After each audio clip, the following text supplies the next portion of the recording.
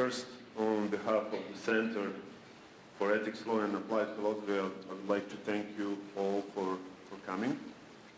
I'm grateful to Natasha Jankovic and Aleksandar Pušić who were assisting us in organizing the conference. Even though the idea for the conference that would join architects and philosophers was mine, and initially Francesco Vitale, Maurizio Ferraris and I wanted to hold this conference in Naples or in Torino, its realization would not have been possible without Marguerite Derrida. She is with us today, who recommended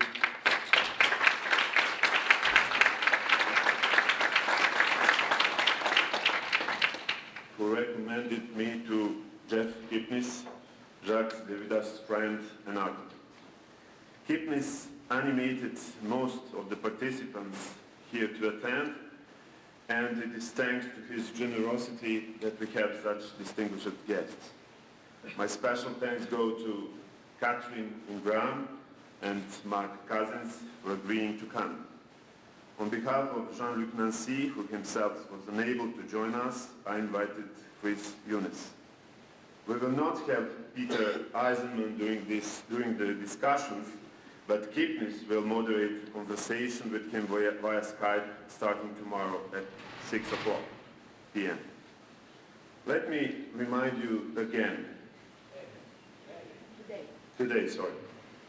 On September 17, 1985, 27 years ago, Peter Eisenman organized a meeting with Jacques Derrida, Jeffrey Kipnis, Renato Rizzi, who is here. I forget the name of the fourth guy. This meeting, the first in series of working meetings on the project Choral Work, collaboration that Derrida labeled neither collaboration nor an exchange, but rather a double parasitic laziness, was preceded by an event in the spring of 1985. Bernard Tschumi, who will address us here tomorrow and in Polaris the day after, no, today and in Polaris the day after, while working on La Villette, was the first who invited a philosopher with whom to collaborate. That person was Jacques Derrida. Two events followed and from 1988, both concerning the philosopher and architect Mark Wigley, who is our opening speaker today. The first event was an exhibit at the Museum of Modern Art in New York from June 23rd to August 13th, Deconstructivist Architecture, with Mark Wigley as the associate curator and lecturer at Princeton University, writing the text for the exhibit catalog.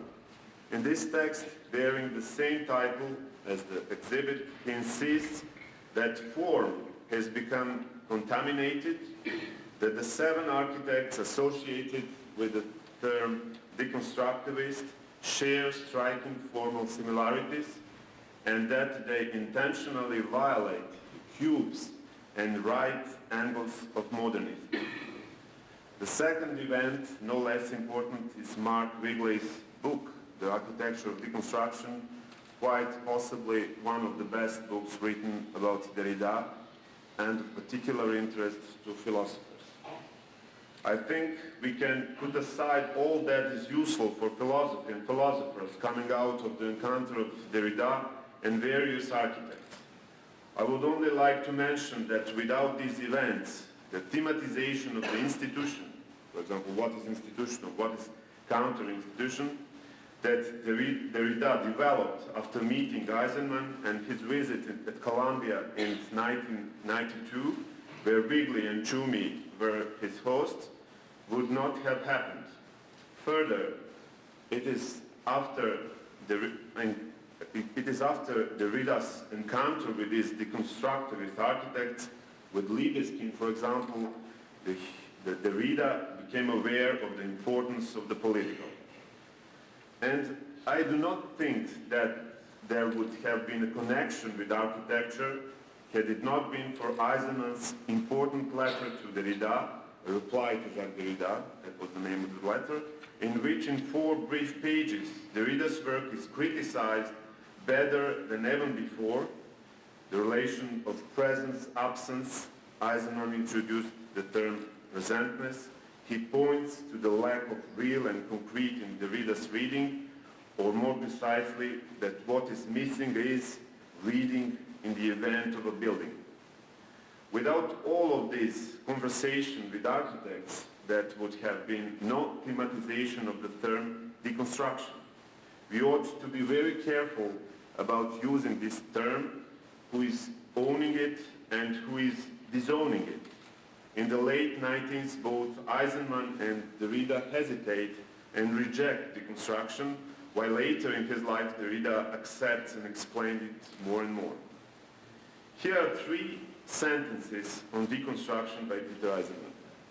In an interview with Charles Jenks in 1988, quote, "I want to correct your phrase, deconstructionist work. I am not certain that my work is deconstructionist.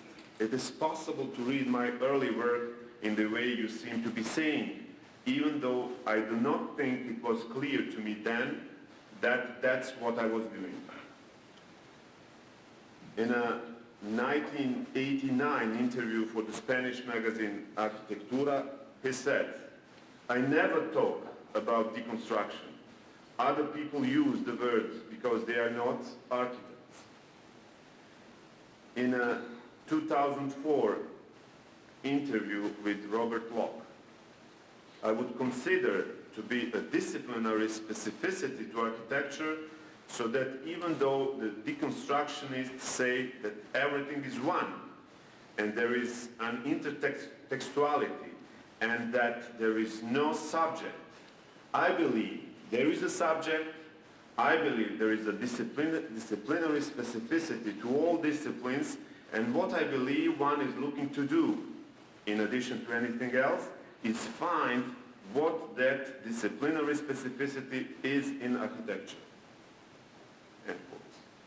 I would like to emphasize 2 more facts and to briefly explain the goal of this conference that I want to defend here today. After reading various texts and interviews explaining the figure of deconstruction and the position of Eisenman and Derrida or Tschumi or Kipnis, Wrigley or the other guys, the goal is quite simple. Jacques Derrida, or the philosopher or philosophy called or invited upon by Tschumi or Eisenman, that is, the call to collaboration between architecture and philosophy, is not the most important thing, and this collaboration has in one way or another missed its mark.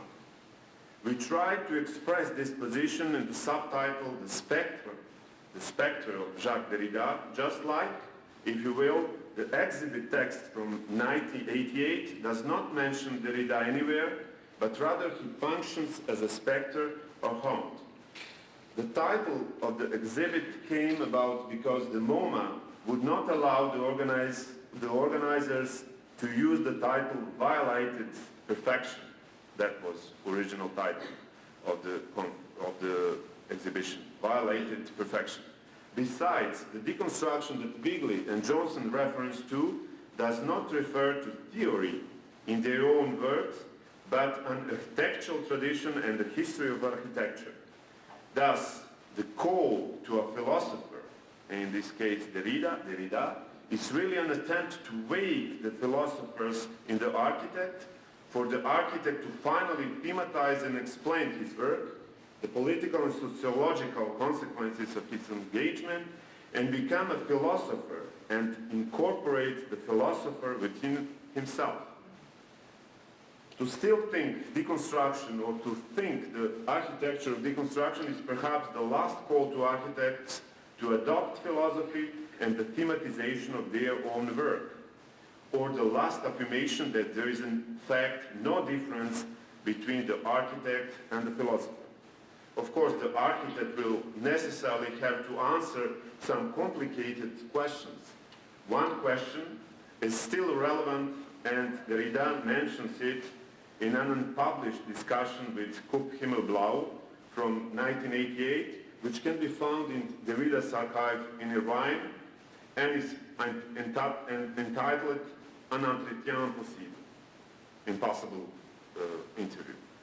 I thank Marguerite Derrida for allowing me to quote it. This interview spells out clearly what Derrida is trying to tell Eisenman in a letter from October 12, 1989, speaking of Benjamin, poverty, and homelessness.